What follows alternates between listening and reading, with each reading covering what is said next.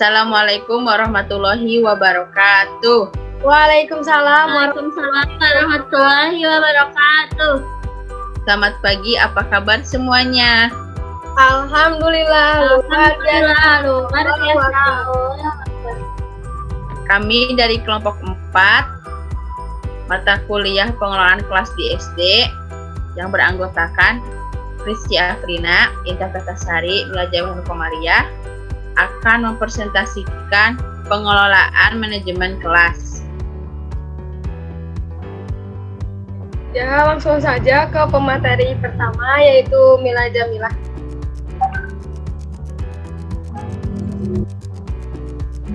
Pengelolaan manajemen kelas.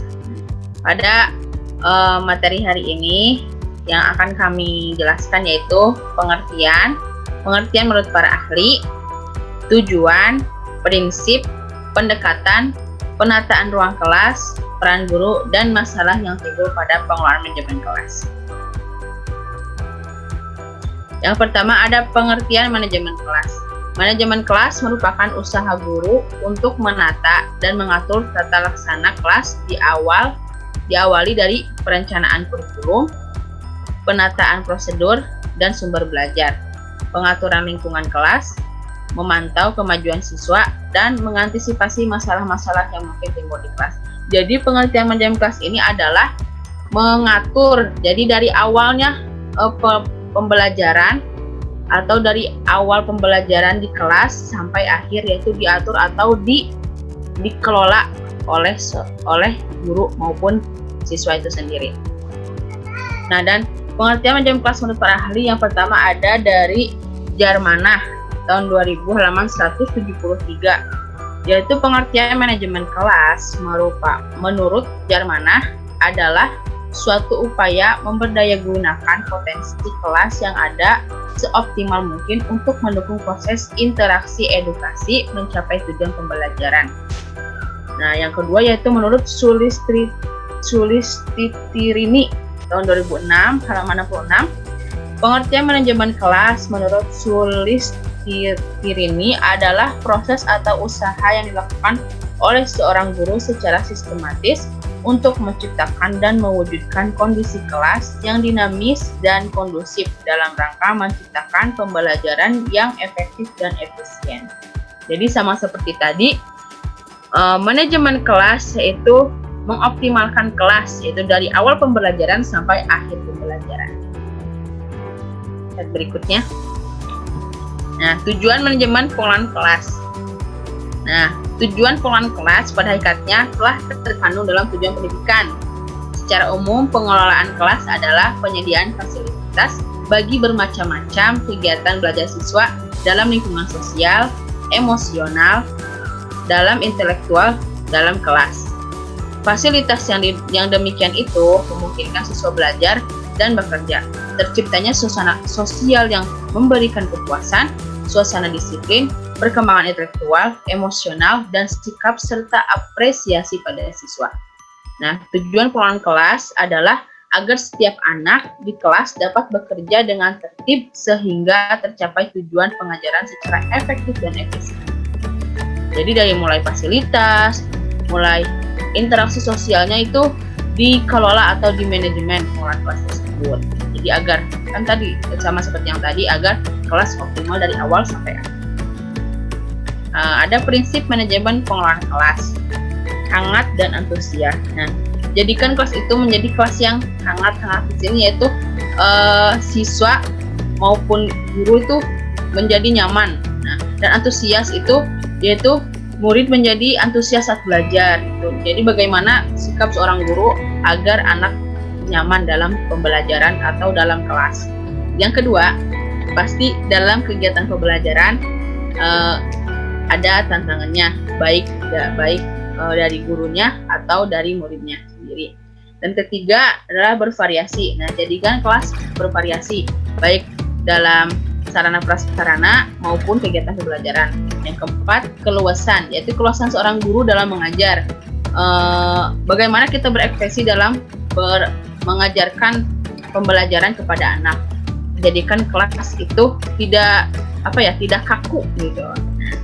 Yang kelima ada penekanan pada hal-hal yang positif. Nah, jadi tugas seorang guru memberikan hal-hal positif kepada murid, menjadikan tekanan hal positif. Jadi tidak menekan terlalu berat kepada anak, yaitu berikanlah penekanan hal positif seperti nanti kamu kalau rajin belajar kamu akan mendapatkan nilai yang bagus seperti itu. Nah, yang keenam adalah penanaman disiplin diri. Nah, penanaman disiplin diri yaitu bagaimana seorang guru disiplin terlebih dahulu sebelum muridnya, dari cara berpakaian, cara bersikap, dan cara mengatur kelas itu sendiri. Jadi seperti itu prinsip manajemen pengelolaan kelas seperti itu. Selanjutnya dilanjut oleh Rizky. Saya Rizky Aprina akan menjelaskan tentang pendekatan dalam pengelolaan kelas. Pendekatan dalam pengelolaan kelas itu dibagi menjadi beberapa bagian. Yang pertama ada pendekatan kekuasaan. Pendekatan kekuasaan itu lebih kepada suatu proses untuk mengontrol tingkah laku anak didik, agar anak didik bisa disiplin. Terus yang kedua ada pendekatan ancaman. Kalau pendekatan ancaman itu lebih kepada kita sebagai guru harus bisa bukan mengancam ya, lebih bisa mengontrol tingkah laku anak didik, tetapi dalam mengontrol tingkah laku anak didik itu dilakukan dengan cara memberi ancaman. Terus yang kedua ada pendekatan kebebasan. Pendekatan kebebasan adalah diartikan sebagai suatu proses untuk membantu anak didik agar merasa bebas dalam mengerjakan sesuatu. Terus yang keempat itu ada pendekatan resep. Pendekatan resep itu lebih kepada memberikan suatu gambaran apa yang harus dan apa yang tidak boleh dikerjakan oleh siswa atau guru. Terus yang kelima itu ada pendekatan pengajaran. Pendekatan pengajaran itu didasarkan atas suatu anggapan bahwa dalam suatu perencanaan dan pelaksanaan akan mencegah munculnya masalah tingkah laku anak didik dan memecahkan masalah itu bila tidak bisa dicegahnya. Nah, itu pendekatan pengajaran. Terus juga ada pendekatan perubahan tingkah laku. Kalau perubahan tingkah laku itu pengelolaan kelas itu bisa sebagai suatu proses untuk mengubah tingkah laku anak didik.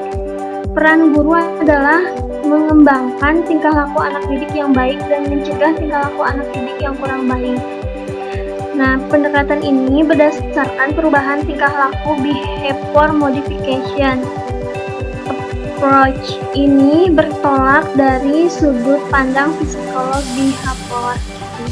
Terus juga ada pendekatan sosio-emosional.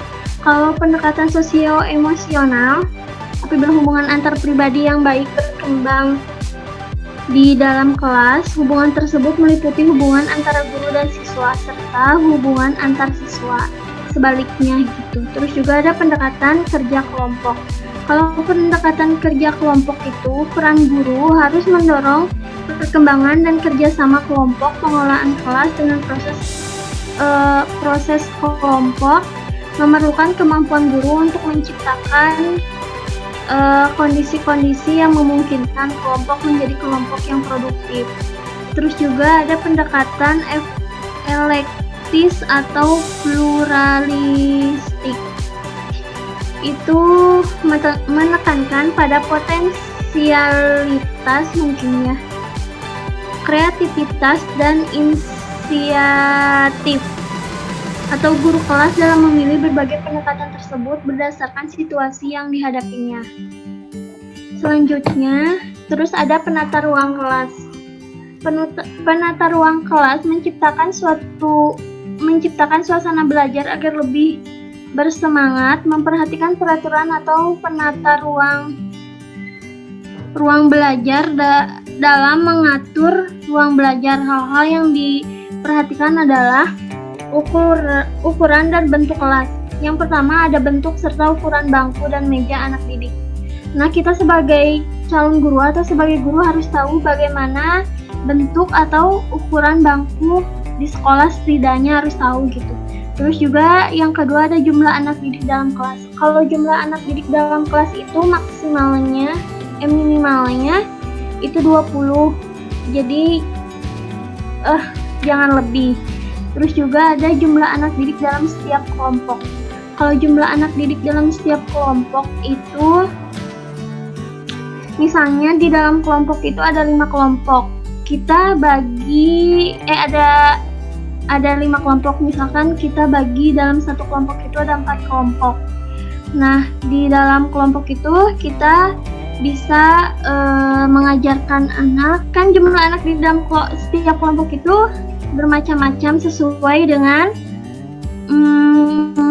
murid di dalam kelas. Terus juga ada jumlah kelompok dalam kelas. Kalau jumlahnya yang sudah tadi saya ceritakan itu sesuai jumlah muridnya. Baik, selanjutnya ada peran guru dalam strategi pengelolaan kelas. Nah, yang pertama ada guru sebagai demonstrator. Di sini, guru sebagai demonstrator itu di mana guru mampu memberikan contoh, memperagakan penggunaan alat dan media untuk mengerjakan tugas atau materi, dan memperagakan penggunaan alat dan media yang akan digunakan dalam proses belajar mengajar. Nah, hal ini senada dengan pendapat Daryanto pada tahun 2013 bahwa inovasi pembelajaran yang efektif itu terletak pada peran guru dalam menggunakan media pembelajaran yang efektif dan inovatif. Nah, yang kedua ada guru sebagai pengelola kelas. Nah, guru sebagai pengelola kelas atau pengelola pengajaran yaitu guru memimpin jalannya proses belajar mengajar, menangani masalah atau hambatan yang terjadi selama proses belajar mengajar. Misalnya saat jam pelajaran setelah sholat subuh, biasanya siswa tuh sudah mulai tidak fokus dalam belajar dan banyak mengeluh, mengantuk. Untuk mengatasi hal itu tersebut, biasanya guru akan mengajak siswa ice breaking dan atau bermain game ringan supaya siswa bisa kembali fokus dan semangat. Nah, seperti itu. Yang ketiga yaitu guru sebagai mediator atau fasilitator. Nah, jadi fasilitator itu maksudnya guru berusaha memberikan fasilitas yang diberikan atau diperlukan siswa selama proses belajar mengajar sehingga siswa mampu menerima materi secara optimal begitu. Nah, dalam hal ini biasanya berkaitan dengan pengaturan tempat duduk, contohnya tempat duduk yang nyaman untuk siswa, yang dapat memudahkan siswa untuk mengikuti pembelajaran. Nah, sesuai dengan penelitian Asmadawati pada tahun 2014, yaitu guru juga bisa memainkan perannya dalam pengelolaan kelas, baik yang menyangkut kegiatan, mengatur tata ruang kelas, yang merupakan mengatur meja, tempat duduk siswa, menempatkan papan tulis, dan lain sebagainya.